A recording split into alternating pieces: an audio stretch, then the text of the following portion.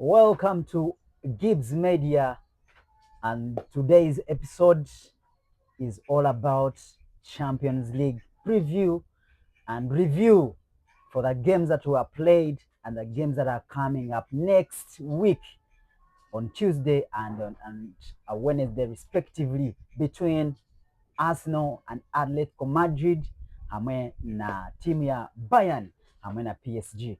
Today nyina mjenzi wanje Gibbs Tiger na wali hano tujya ground kandi kubasa kutere torch omunshonga zona eza Champions League nkokwezanirwe eji week ehwire hamwe na nempira kwera zanwe. Who do we expect to be the champions? Who do we expect to, cut the others short? So Gibbs, welcome to the show, and I think you are a happy man. Yeah, I'm very happy for real. Because you just watched the best of the best Champions League first leg semi-final. And the dullest of the dullest. Those guys were training penalties, how to take penalties. Oh my God, man. I'm really impressed about how the matches took place, how the matches were played. The fans from both teams were all amazing.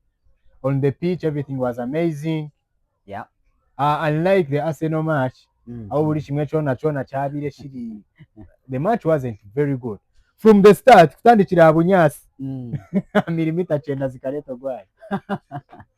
well, first game yabireho between PSG hamwe na Paris Saint-Germain. Paris Saint-Germain ekabeta yayise PSG, ompira ukaba mu goals mwenda. PSG versus Bayern. Owen, all I can tell you is that I think timu ya Bayern quarter final na semi final enjere bazaniremu bazanire kwereka ngo they have really played very well to the extent that they deserve the Champions League. Yeah.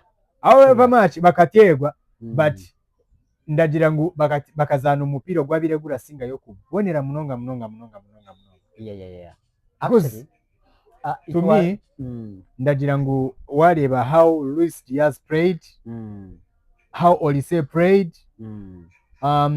this maybe omuzani ajamu Musiala, omuzani otabire je akabali Pavlovic, yeah. From the start. Yeah. Kuba we bakabali he had a worst night.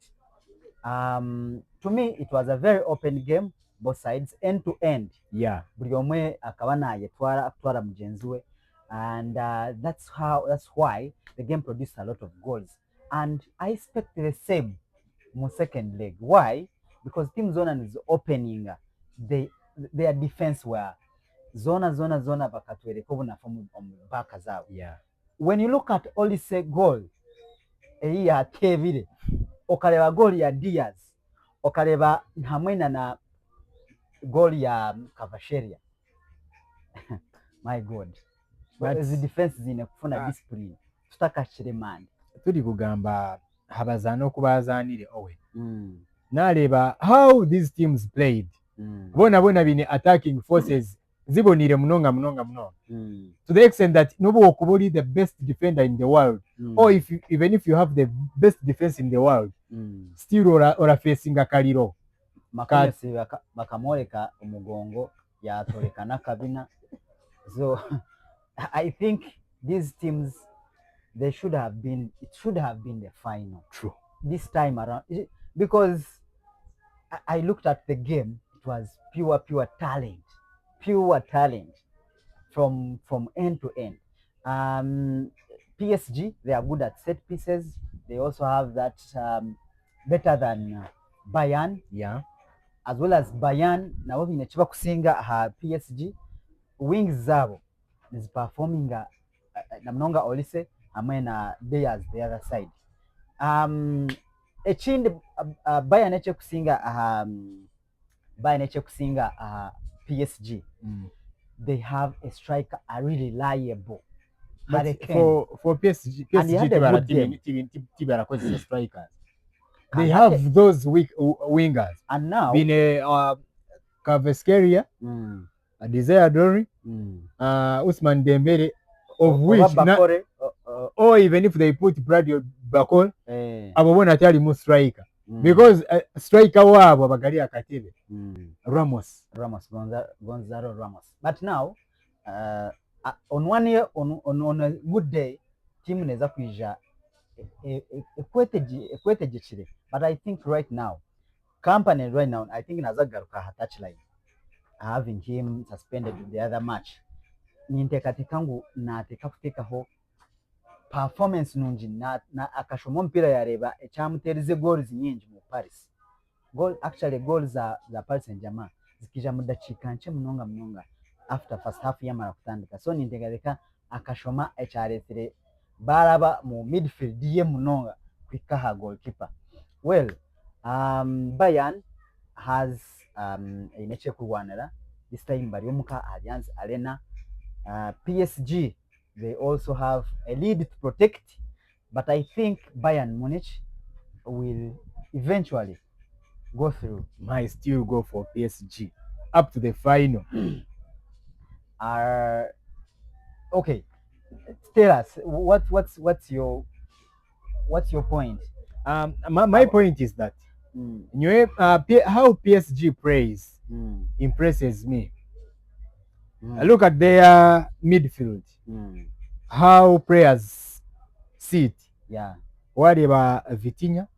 But a good guy. You remember him at Wolves? At Wolves, already struggling kutaha mu team, but right now, my God. Noreba Owen, sometimes tikujangwa abantu tulatuli babi. Just tulatubuzigwama abantu bokutuchenga, then ebintu bikatambula. So more so João Neves. You get? Then wijo kaleba how attackers ba PSG barazana. Still you can orachireba. Orebe mbu even if they are losing, they have to put up a show. But and they are hard to mark because almost bona barazana chinchira shana. This desire anataka kuzana as a center forward, azane as a right winger, azane as a left winger. The same as Dembele. Dembele the same. Kaveskede the same. Yeah. Echina nkeje chi PSG chi Bayern etine. Because for Bayern you have to know that Olise has to either maybe drop in as number 10, ninga azane number 7. The same applies to Diaz.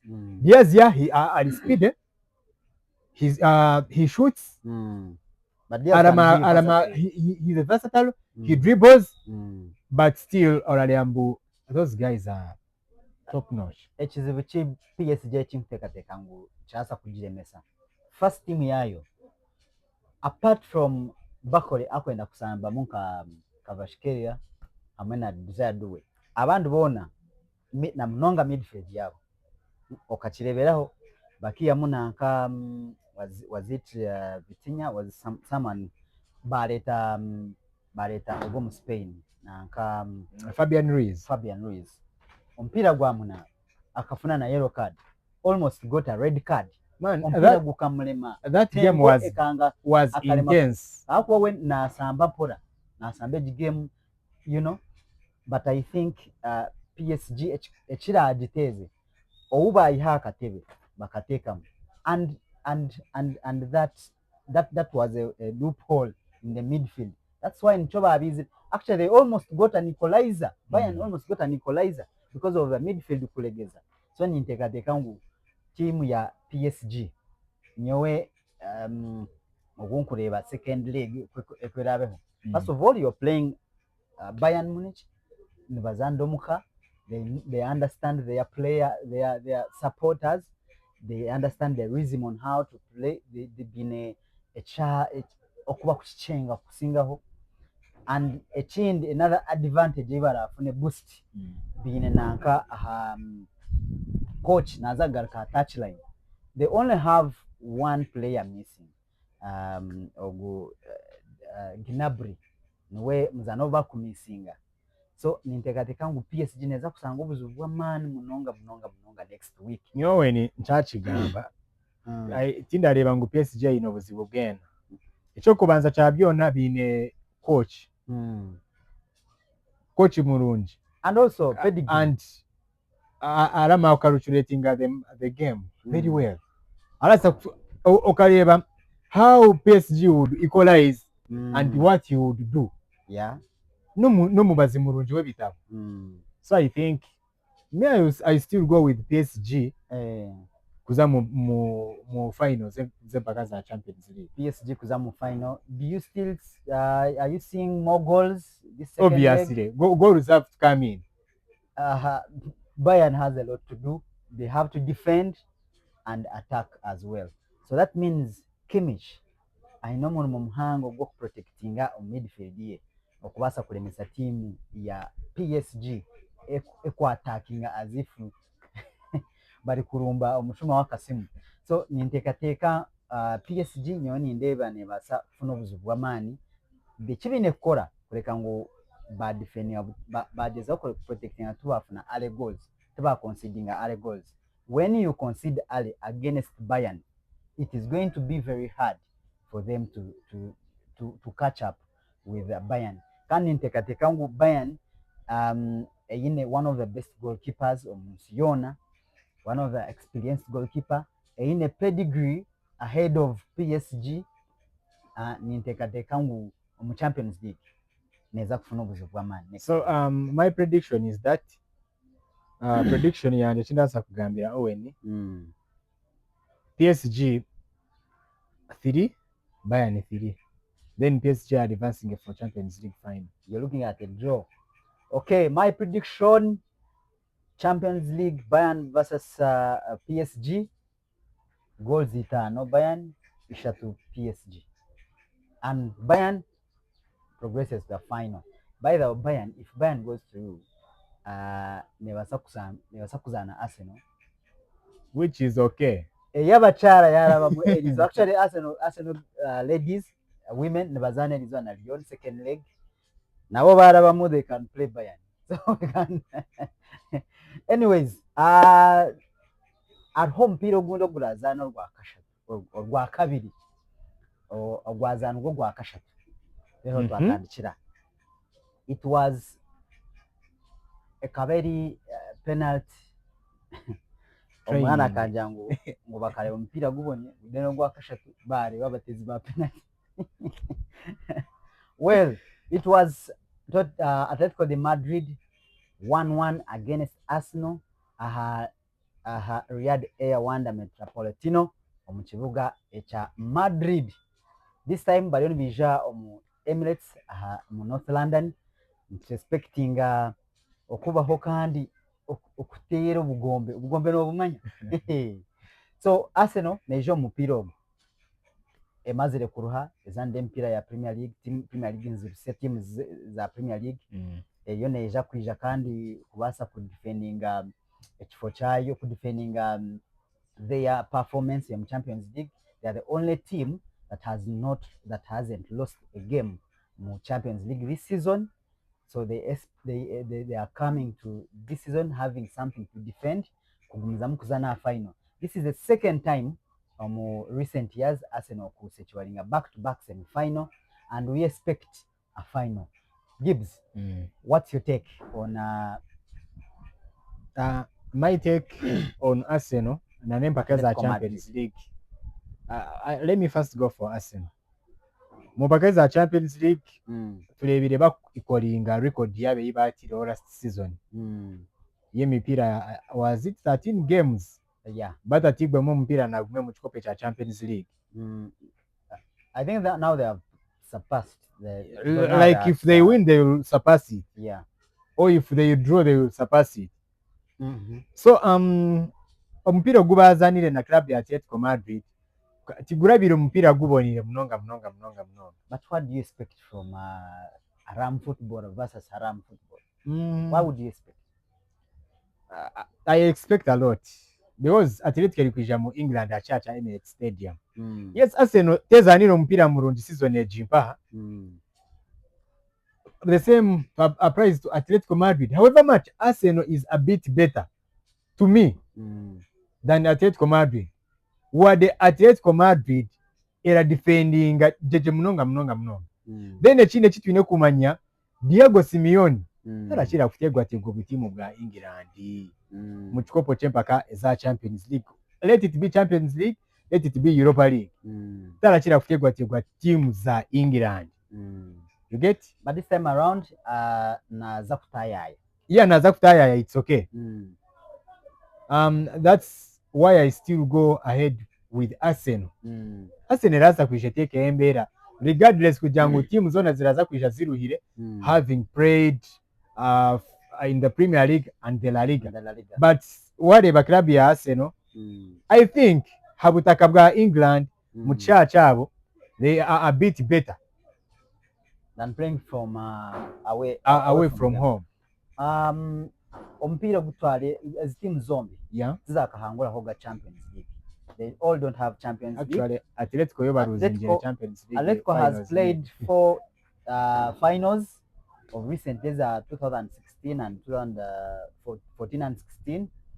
Arsenal, they last played on the final, it was 2006. We're all young. Barcelona iri kubati. Barcelona. Abamene bajangu bakivira Barcelona for four yabireho the Jens Lehmann akutemura Eto, then bakaleta Almunia. Twange twikirize ebyo bikabije biro by'omupira. Actually turareba ba Kacheri nibingi. Let me tell you a story. Aina ndi kurebera umupira mu cyaro amashanyarazi gakarugaho kugarugireho kuza amashita bakora ntitaza we kuza kureta amashita Arsenal yebembire first half. You are like, we're all happy. Team ya England. But second half was a different story. Messi akora rather Gaucho Ronaldinho akora ebyafayo. By then, man, twa comparing those teams nezati. Even if you see Arsenal, bine ba Vera, bine ba Sol Campbell, bine ba the team ya Arsenal just a pain luck. Thierry ekabine ba okay, Thierry no, Thierry was not the about main man. It was not about luck. Thierry was let me tell you, back ekabine mo ba Sol Campbell, but Campbell was a good defender. What comparing Campbell na Saliba? Niwe ebyo nibyo bintu ebi evura yabirali yikwitira waruko. You man, those guys played football tibalinka bahati, real football. Okay, but in modern football right now, okay, student, do you agree that modern football is very fake?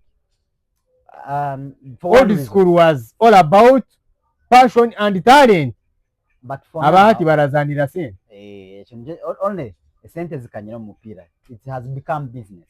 That is the only issue but Saliba wo wili na Magrez, this defense ekabene rebo kaje kusinga yaba Sol Campbell, Ashley Cole na bagenzi. You man, twemereza abazani babiri ari babiri. To me wale bagwe no ndendo ngambire Owen. Wait muri banambi bibiri basena baragizana right now. Whom can you compare to this guy? Lauren Maya. Ariho inora hasa kumutekaho nambisha tu ine nambisha tu wa Arsenal byo kubagita inora zana kashire ko. Okay, Ashley Cole was better than the current ones, but Lauren Maya nam comparing na Julian Timber. I think I go with Timber. I think I go with Timber. No. Timber is so defensive. He's too solid than Lauren Maya. And when you compare the goals Arsenal conceded that season on Champions League and every season Arsenal is conceding, there is a very big Oine kuchimanya Owen. By then we had pure talent in football. Right now orakwata team imwe ya Champions League ojemereze hano ya okwatendisho jemereze hariya bagire ngo kare siba mabazani babiri kakota ore yaina abazani barasha. But by then in a team yeshoza gabazani mu Champions League, they would be great players. To me, I think ompira gwa Bayern na PSG gunarebire. Actually, to me, it is the best ever game I have ever watched in Champions League. So meaning, even in modern football, we still have players who has that talent. I doubt about passion, but talent is still alive. That's what I think. Because a few teams have I looked at Deyers against Marquinhos. Mubokis. He received the ball so composed, so calm, and he had to. I mean, that was super nice goal I've ever watched from Deyers. He has ever scored. So that's why I even say Liverpool made a very big mistake for losing such a player to Bayern, and he's the difference why Bayern is performing in the Champions League. So omupiira gwa Arsenal na Atletico guli kwija preview. Abazaani ba Arsenal abingi nibaza kuba bariho, that is baba tafunde injuries na setbacks omupiira ogu bakuza kuzaana erizooba, kandi ninteekateeka tiimu ya Atletico nayo neeza kuba niija neegarura ba Solasi ha Choto. Alvarez akija yafunamu injury. I don't know how far it has taken him now, but I think Alexander Thoras yaba replacing is also a nice person, a nice player at the Twin. Then Lukman on the other side, nawe noma hari abo basret abazana bakuzana ekizibu kyayine. Today he will play well, tali consistent. Yeah, true. That is his problem.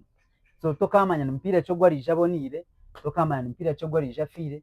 So ninteekateeka ngu Atletico Madrid neeza kushanga obuzibu bw'amaani munonga kuraba ahari defense ya Arsenal bakuzaana kuruga awe, kandi already binemu injuries here and there omu baka yabo. The other time nkaleba David Hanko being cautioned ahabwa tako yakozire ahari embereche eze mu box, which I believe it would be a penalty. It was a penalty actually. To me, it was a clear penalty. But I don't know. Atletico Madrid chiyahire val. And about that, in your chinshemize mu Champions League, the level of officiation has been nice. To me, it doesn't favor anyone. To me, both games, Champions League, Bayern PSG, the level of officiation was really nice. Arsenal versus Atletico Madrid versus Arsenal, I was impressed. However much teams ezo zikazana mupira movie, of which I also expect actually, the same. Atletico will come to defend, Arsenal will come to attack. Gubarazana. Oba chaga kuzana gunda maye gwa Arsenal na Atletico. Ompira gubazana kwa bagubu. Because those players, those people, they only rely on set pieces. But this time, there was no much of that. Kane chin, these teams, Arsenal wasakwa nesinga hukache Atletico Madrid. Yeah, true.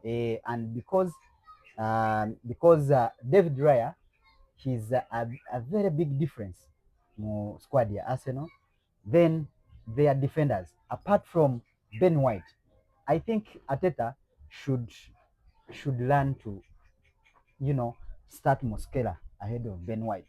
Ben White niwe kazarwa byona niwe yarujireho n'obuzibu Arsenal kuterwa ikoraiza ya penalty. No mango every time nandi kora Ben White nandi kora Ross. Ben White almost costed Arsenal. No yishiko mpira gu Ademola Lukman yamurabireho amuholding. Man, Ben White he needs to pull his. Actually, he should be one of the players abargati. Yeah, echinda manyaraza kutambura. But having Mosquera, start Mosquera, then Ben White mletemu when Mosquera things are. But Mosquera is, to me, is not a natural right back. Konka Ben White is not a good. So Owen in Mujogo Mopira, my prediction is that I expect Arsenal to win by 2-1. Arsenal to win 2 goals. To me, Arsenal can win 1-0. That's what I see, and it's possible. The road to Budapest is really clear. We are seeing Arsenal versus Bayern Munich. What did you expect? Because kaba time yoko jangu murebe training, because those two teams were training. they can't even move camera. As an Arsenal fan, I take what Clarence Seedorf was saying. Arsenal is the favorite to win the Champions League because of its defense and the goalkeeper. By that time, we hope Julian Timber to have come back. We play, he comes back when Ali levels is kumanyiraho, and then we face the Hurricane. We have defended the Hurricane before. So to me, I'm saying Arsenal against Bayern, more Champions League final, Budapest. So 1-0 against Atletico de Madrid. And on my side, it will be 2-1. 2-1, as so I earlier said. Then Champions League final to Mimire. Anyways, I think apart from ebitwagamba ebindi, weekend neza kutambula je. I wish you a lovely weekend, man. And thanks for everyone. Thank you for viewing us, Gibbs Media. Please share, like, comment, subscribe, and tell a friend, tell a friend, tell a friend, tell a friend. Until we meet again, bye.